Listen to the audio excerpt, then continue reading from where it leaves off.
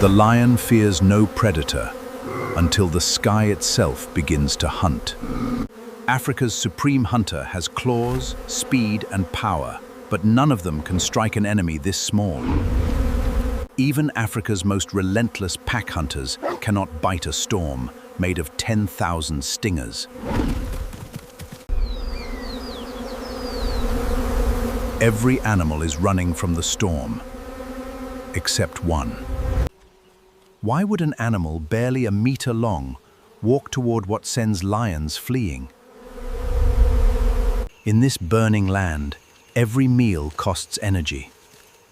But the honey badger has never lived cautiously. It weighs no more than a medium-sized dog, yet nearly every part of its body is built to break, dig, and endure. Its unusually thick, loose skin works like flexible armor, allowing the animal to twist free. Then the wind carries a dangerous promise. Wild honey, hidden inside a fortress with thousands of living guards. The reward is close, but it hangs inside a fortress guarded by an army that never retreats. The reward is close, but it hangs inside a fortress guarded by an army that... Those claws were made for digging, but today they are carrying a fearless intruder straight toward the colony's heart. One warning scent is enough to turn an entire colony into a single defensive weapon. The instant its muzzle crosses the threshold, the hive unleashes everything it has. Most animals would flee after the first wave. The honey badger answers by digging harder. One stubborn intruder has triggered a chain reaction, and now the entire savanna is about to pay the price. The colony's fury is no longer confined to the hive. The wind is carrying it toward innocent neighbors. For the bee-eaters, disaster below becomes opportunity above. An airborne feast hidden inside the storm. Before swallowing, the bee-eater scrapes away the stinger and squeezes out much of the venom. This is a remarkable survival technique. These hunters are famous for endurance and teamwork, but no pack strategy around an enemy that attacks from every direction. A single sting is an irritation.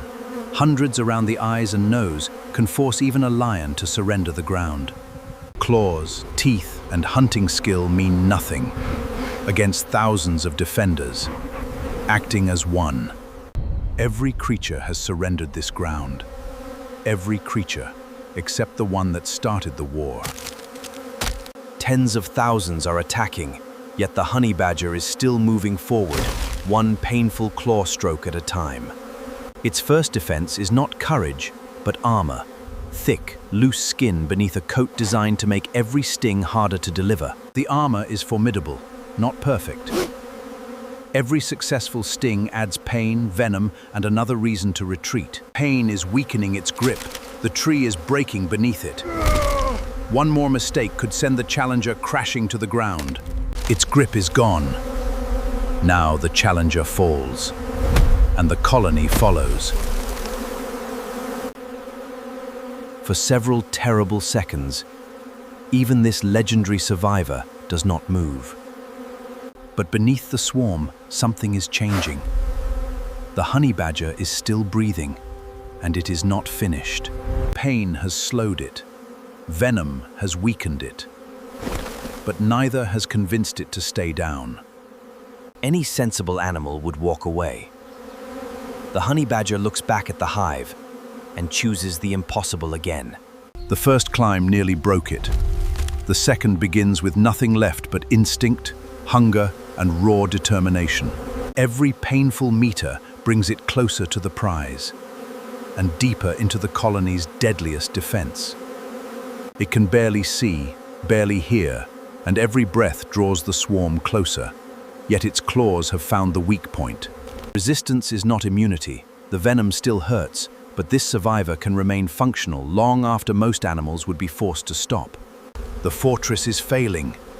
One final pull could expose the treasure at its heart. There it is, honey, wax, and protein-rich larvae revealed in the middle of a living hurricane. The prize is finally in its grasp, but winning it and surviving the descent are two very different battles. One final wrench, and the colony's richest treasure is torn free. This time, instinct replaces recklessness. Every claw placement carries it closer to solid ground. After pain, venom, and 2 brutal climbs, the first taste of victory is finally sweet. The real prize is not honey alone. Hidden inside the wax are protein-rich larvae and fat, valuable fuel for us. The colony has fought with extraordinary unity. But even an army of thousands cannot maintain its assault forever. Covered in stings, dust, and honey, the honey badger finally rests, not because the danger is gone, but because victory has not erased the pain. The venom is still working, but so is the honey badger's extraordinary resilience. Nearly 6 millimeters thick in places, its loose skin behaves like flexible armor, absorbing attacks while allowing the animal to twist and fight back. It is not immune to venom. Its advantage is time, the precious minutes its body can keep functioning while pain and toxins begin to fade. The battle is over, but the colony has no time to mourn. Its wounded fortress must be defended and rebuilt. Survival does not always mean defeating danger. Sometimes it means knowing exactly when to run and when it is safe to return. Today, the savanna's greatest hunters learned a humbling truth.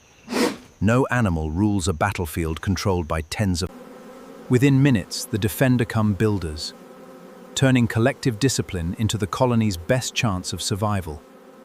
The reward is heavy, the journey is painful, but every step now carries the survivor away from the colony's reach. One survives through unity, the other survives alone. On the African savanna, courage can take more than one form. Far from the hive, the survivor finally claims the meal that nearly cost it everything. The food does more than satisfy hunger. It begins replacing the enormous energy burned in the battle. On the savanna, nothing is wasted. One animal's battlefield becomes another creature's opportunity.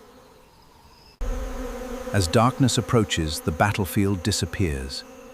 But every survivor carries the memory of what happened here.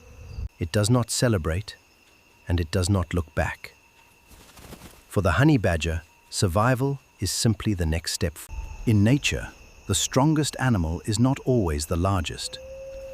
Sometimes, it is the one evolution has taught. The honey badger won a meal, but the colony survives, because thousands refuse to abandon one another.